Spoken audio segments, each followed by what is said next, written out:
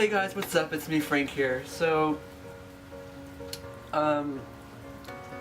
today we want to talk about a few things.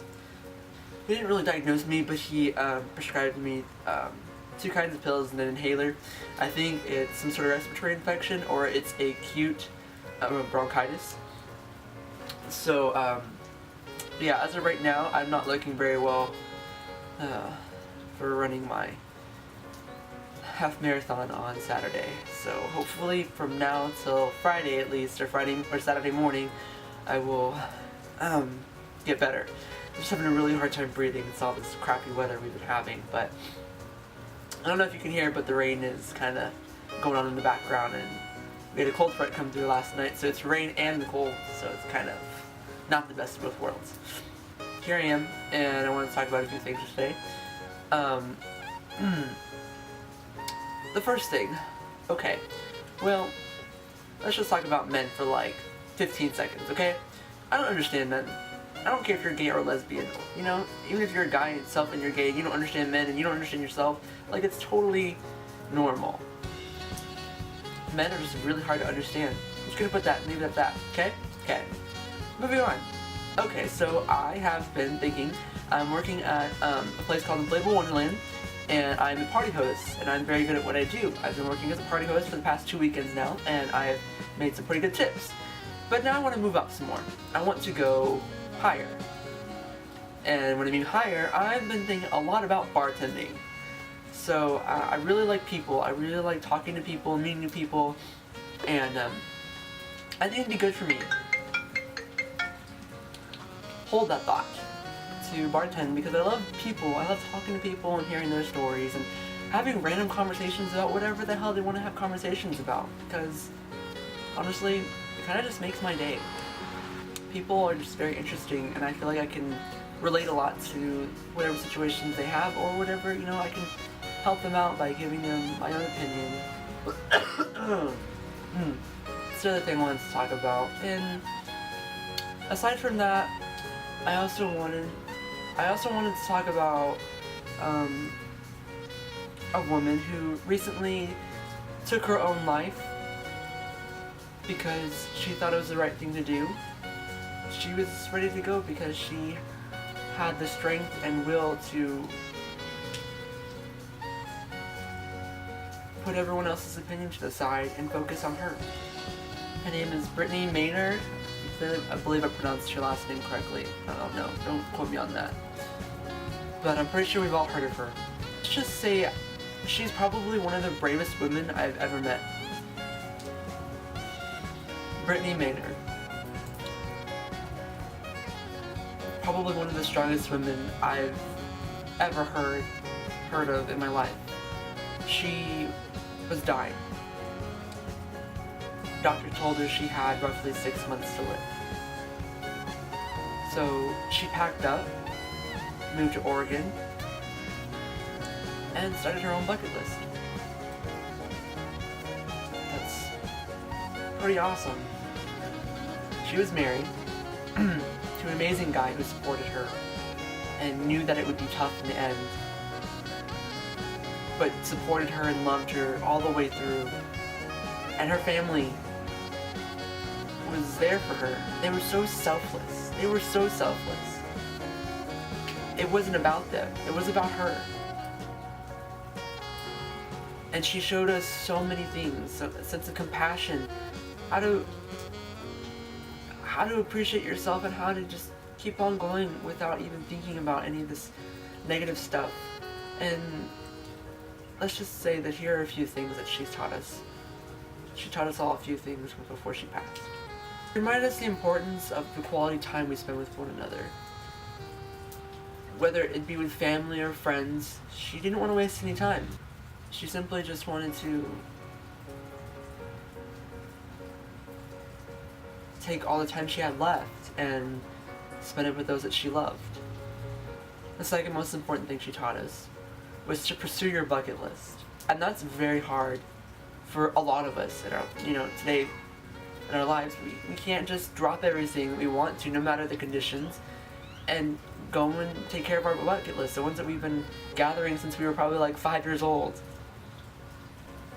Whether it be going to swim with dolphins or conquering your fears by bungee jumping off of the biggest, bridge in the entire world, or skydiving, taming a lion. But she managed to get almost every single thing done she wanted on her bucket list before she passed away. Before she took her own life. She wasn't messing around. She moved to the one state in the world where taking your own life wasn't a crime. And to me, that takes a lot of guts and courage. And she did what had to be done. And I don't know anybody in this world who would do what she did. And I'm happy. No, I'm proud of what she did. And I don't have anything negative to say about it. Something else she taught us. She really demonstrated the art of respect. She taught us that it's not always about us. It's not always about us and our own conditions and what we go through and what kind of state of mind that we're in right now. With her own situation, she had cancer and she only had a few months to live. And she didn't just think about herself, She did things that she thought she needed to do before she would pass away because she wanted to achieve those things. I mean, wouldn't you? Wouldn't you want to do anything and everything you possibly could before you took your own life or before you passed away? I mean, one way or another, she knew she was going to die. And she didn't want to go and leave this world without taking care of what she needed to take care of. And of course, she knew it would be hard for her family. And she knew that in the end, for them, it would be very heartfelt and it would be very difficult to let her go. But she couldn't let that stop her from doing what she wanted to do. She couldn't let anything get in her way because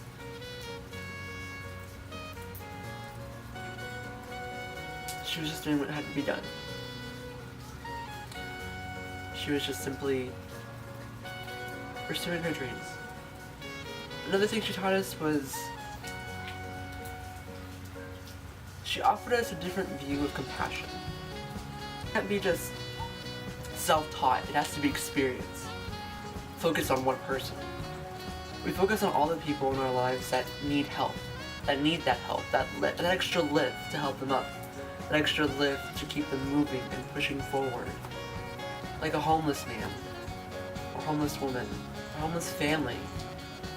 We don't just pass them by on the street, and no matter the conditions that they're in, and even though they may have or may have not made that choice to be living on the streets, you want to help them out as much as you possibly can.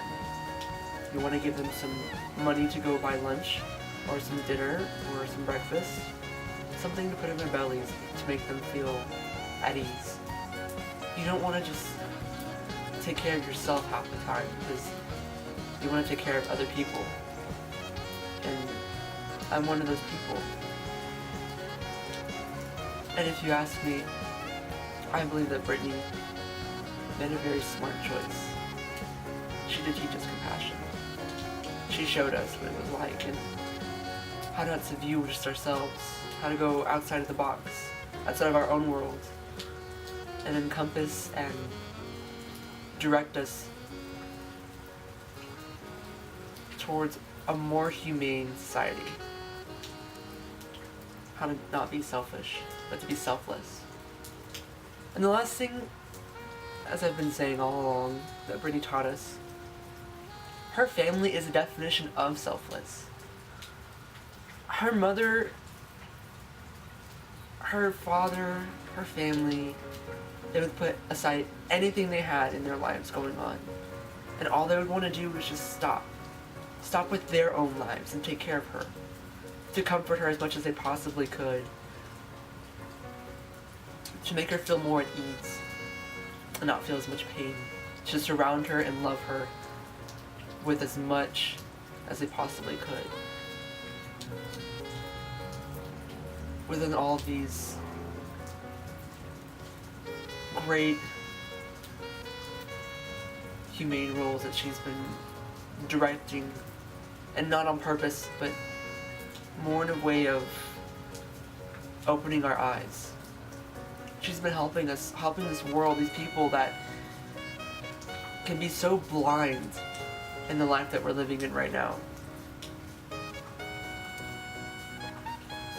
To be more human, to be more humane, to stop thinking about yourself. Don't be so selfish. Don't do everything you have to do for yourself in order to survive. There are people out there that are barely surviving. But yet she had the courage and the strength, the stability. She fought through. And when she was ready to go, she made her choice. You don't understand. I wouldn't understand. I can feel though. I can feel her pain. I can feel her family's pain of what they're possibly going through right now. And it's hard. So, I'm sorry, but I gotta say this. Screw you. That's not your life. You don't have the right to tell her what she can or cannot do. Especially since we live in America. When was the last time I checked that it was other people that made other people's decisions for them? I'm sorry, but screw you. Why don't you put yourself in her situation and see what outcome you have? It's not your choice. It's not you that makes the decision for her. You can be so ignorant and so stupid and selfish all you want about what you want to post on her Twitter feed or social media in general. And I know all you're trying to do is just basically get people riled up. All you're trying to do is get people riled up. And you go ahead with your stupid self and you keep doing that because it's not going to work. What's done is done and you can't change crap. She was a strong, independent lady. A woman. A strong woman. So the next time you want to go and post crap like that on someone's feed, think about putting yourself in her situation. You think you're cool, you think you're a badass, well, you can keep dreaming. Because this lady is probably the only lady with a pair of balls that had some sort of self-respect, confidence, and dignity to leave this world on her own terms. So to all you haters out there, get a life. Teach yourself how to have more respect for yourself and the people around you, and don't be so selfish. Be selfless. Make some sort of change in your life. Because right now, to me and everyone else's eyes right now, all of you people out there that are disrespecting this woman, you're no better than the rest of all those terrible people out there. So just do us all a favor and shut up. Thank you.